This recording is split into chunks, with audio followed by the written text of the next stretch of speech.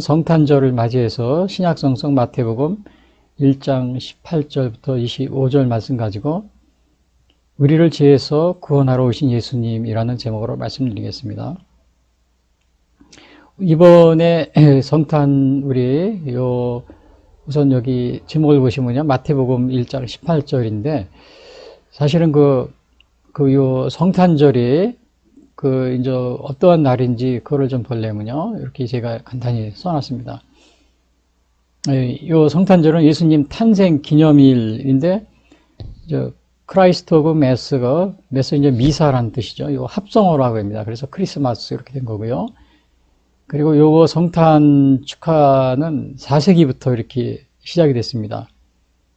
근데 사실은 요 12월 날짜 정하는 게 확실하지가 이렇게 분명하지 않았기 때문에 아마 이제 그 당시에 예수님이 태어날 당시에 예수님을 이제 이렇게 죽이기 위해서 헤롯 대왕이 예수님을 죽이려고 2살 이하는 다 이렇게 이제 유아들을 다 죽이고 그랬잖아요. 아마 그래서 이 생일을 정확히 숨겨야 되잖아요. 숨겨야 되니까 아마 그래서 생일이 언제 탄생하셨는지 잘 알려지지 않고 있는데, 근데 이제 여러 가지로 이렇게 학자들이 연구한 결과 12월 25일 이렇게 지키고 있습니다.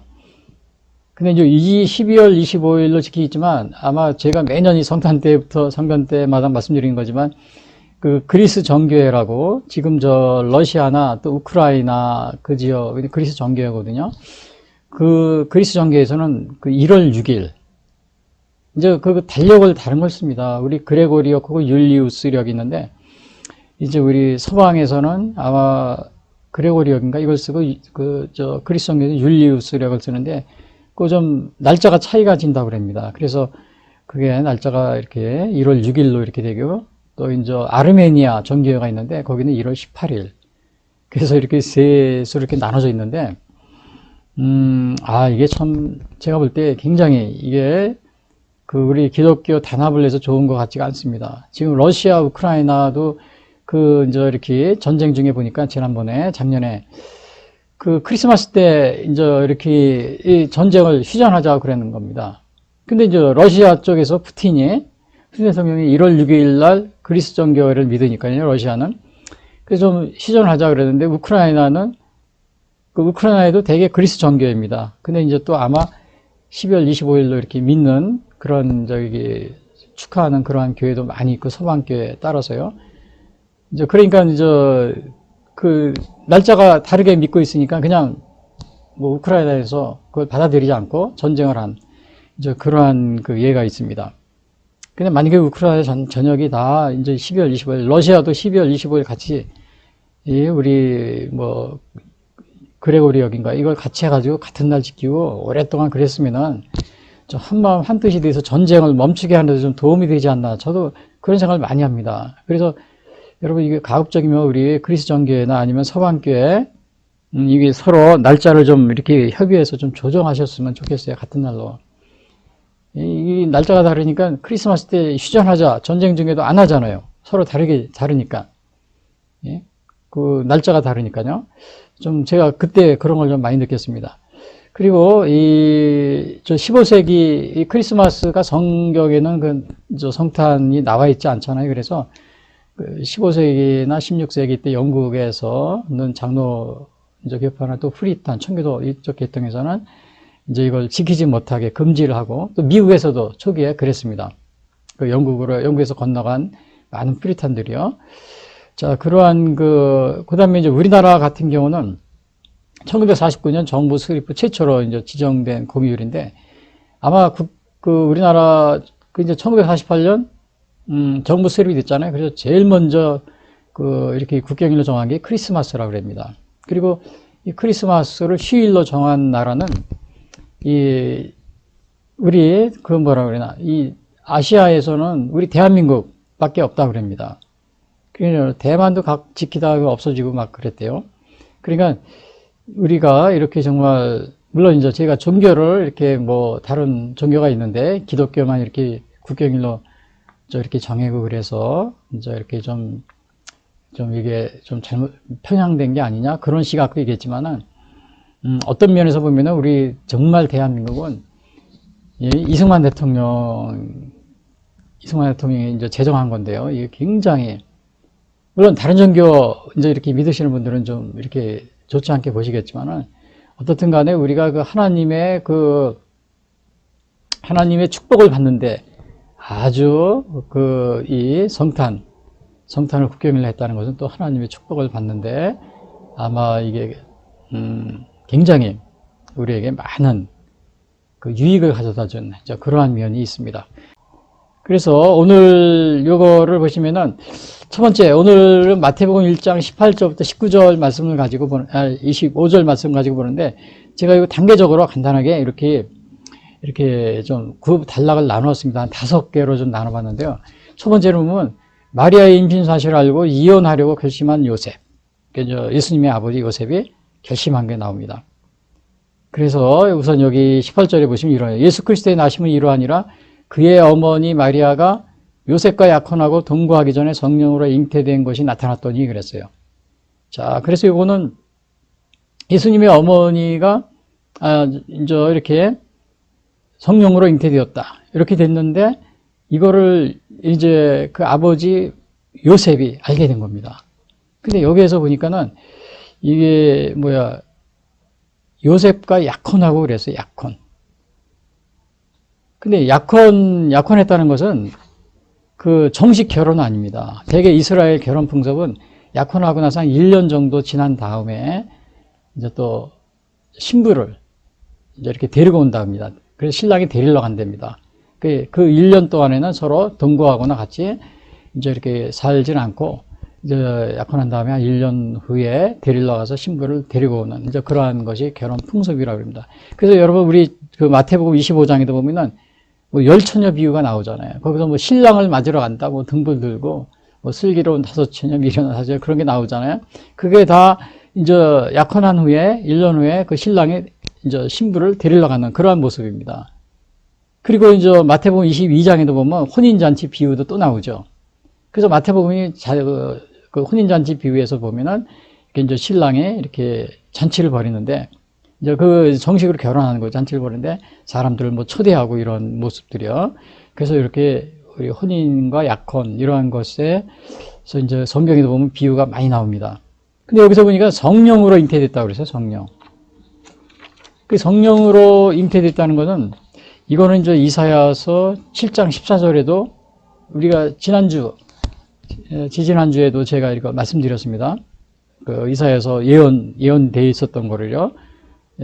그래서 그 예언대로 바로 성령으로 잉태된 동정녀 마리아에서 성령으로 잉태됐다는 것은 뭐예요? 그러니까 정식 그 부부 관계에 의해서 그 임신을 한 것이 아니고 성령에 의해서, 그러니까 그 성령에 의해서 그 처녀인 마리아, 동정녀 마리아가 그 예수님의 어머니 마리아가 임신을 하게 됐다. 이런 얘기입니다. 이것은 이제 누가복음 1장 26절, 56절에 자세히 기록되어 있어요. 거기서는 이제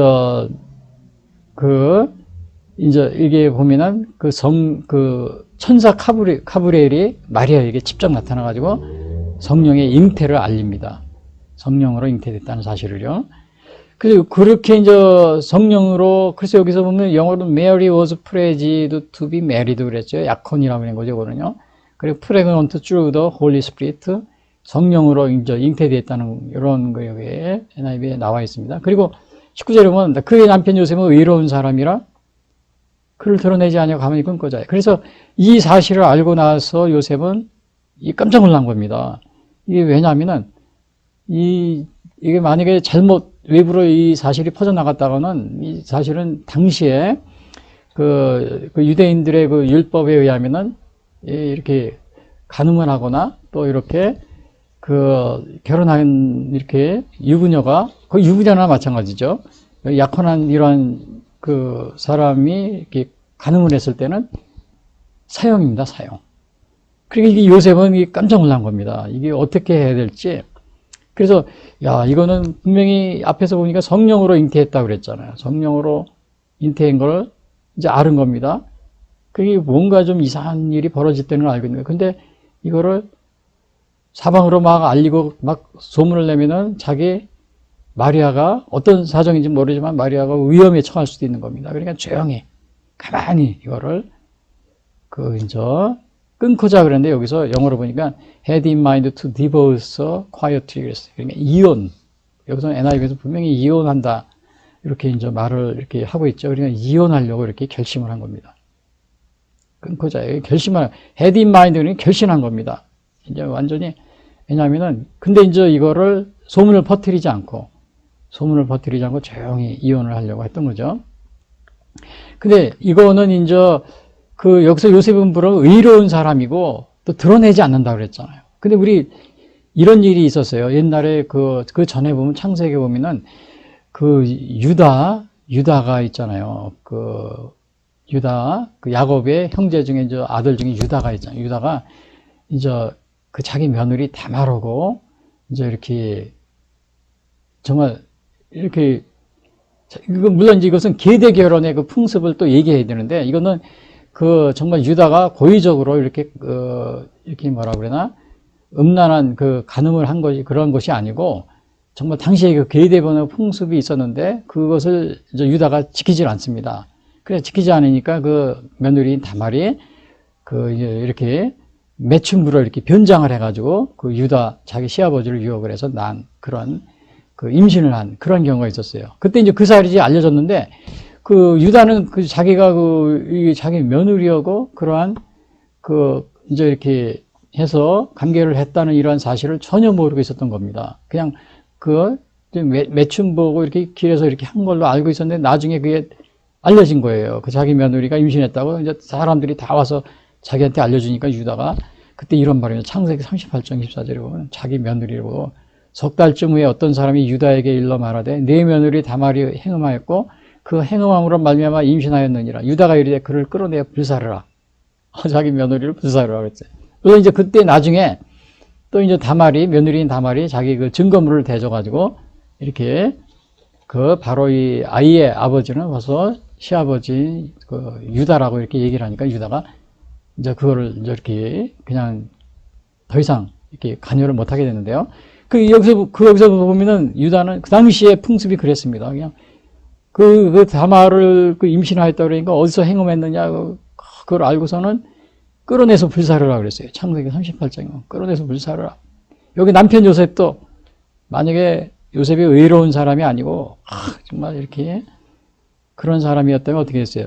드러내지 않는다 그래요. 막 드러내고서 우리 아내가 이런 사람이야. 그리고 그냥 막 속내방내 퍼뜨리면서 나 그래서 이제 이혼하려고 그래. 그래 다른 여자하고 또 결혼하려고 그래. 뭐 이런 식으로 했을지도 모릅니다. 의로운 사람이 아니었다면은. 근데 여기서 요셉은 의로운 사람이었기 때문에 그걸 드러내지 않고 가만히 정말 이렇게 이혼을 하려고 그랬던 겁니다. 이것은 그 이유는 여기 써있죠. 신명기 22장. 간통한 여인은 사형을 당하기 때문에. 그래서 신명기 22장. 처녀인 여자가 남자와 결혼한 후에 어떤 남자가 그를 성읍 중에서 만나 동침하면 너희는 그들을 둘 다 성읍 문으로 꺼내고 그들을 돌로 쳐 죽일 것이니. 당시에는 이렇게 사형이었습니다. 사형. 그래서 이런 거를 요셉은 너무나 잘 알고 있었죠. 그래서 그러나 마리아가 자기 생각할 때는 정말 그럴 여자가 아닌데 이게 정말 뭔가 좀 이상한데 막 이렇게 하고 이제 이렇게 생각하면서 그래도 뭔가 이유가 있겠지 그러면서 자기 마리아를 요셉은 사랑했기 때문에 그걸 알리지 않고 조용히 소문내지 않고 이렇게 처리하려고 그랬던 겁니다. 그래서 여기 보면은 요셉은 마리아 임신 사실을 알고 여기서 조용히 이제 이혼하려고 했는데 근데 이제 제가 요즘에도 보면 우리나라도 보면 황혼 이혼이 그렇게 많습니다. 제 얘기가 아니고 뉴스 듣고 또 신문 보면 굉장히 많은 젊은 부부만큼도 황혼 이혼도 많대요. 그리고 또 젊은 부부들도 많이 이혼하고 TV 보면은 거의 거기 TV에 탤런트나 또 많은 사람들이 서로 이혼했다 또 재혼했다 막 이런 게 있는데 어떤 부부는 보면은 막 그냥 서로다가 비난하고 막 그래서 온통 그냥 신문이나 이런 TV에서도 다 이렇게 서로 비난하고 막 그런 게 많이 나옵니다. 근데 여기 혹시 물론 여러분들이 다 사정이 있습니다. 개인적인 사정이 있는데 혹시 여기 보면 요셉 보면 얼마나 예? 정말 물론 이혼하는 하려고 하는 그런 순간에서도 얼마나 상대방을 이렇게 배려를 해줍니까? 물론 이제 이혼 당사자들 보면 다 사정이 있습니다. 말 못할 사정이 있고 정말 억울하고 그냥 분한 그런 사정이 있는 거 그렇지만은 또 어떤 경우는 이혼하더라도 자녀들도 있잖아요. 그 자녀들이 있는데도 그냥 막 서로 비난하고 자녀들이 정말 난처할 겁니다. 예? 그 자녀들이 그러니까요. 혹시 여러분들이 여기 그런 분이 있다면, 물론 다 개인적인 사정이 있습니다. 말 못할 그냥 그런 사정이 있지만은, 그래도 오늘 여기 요셉을 보십시오. 요셉은 비록 자기가 이혼하려고 결심했지만 조용히 상대방을 배려해 주잖아요. 배려해 주는 이런 자세가 중요하지 않나 이렇게 생각이 됩니다. 특별히 오늘날은 정말 너무나 이혼이 많이 있기 때문에 더 여러분들이 우리 요셉 같이 의로운 그러한 사람이 되시기를 바랍니다.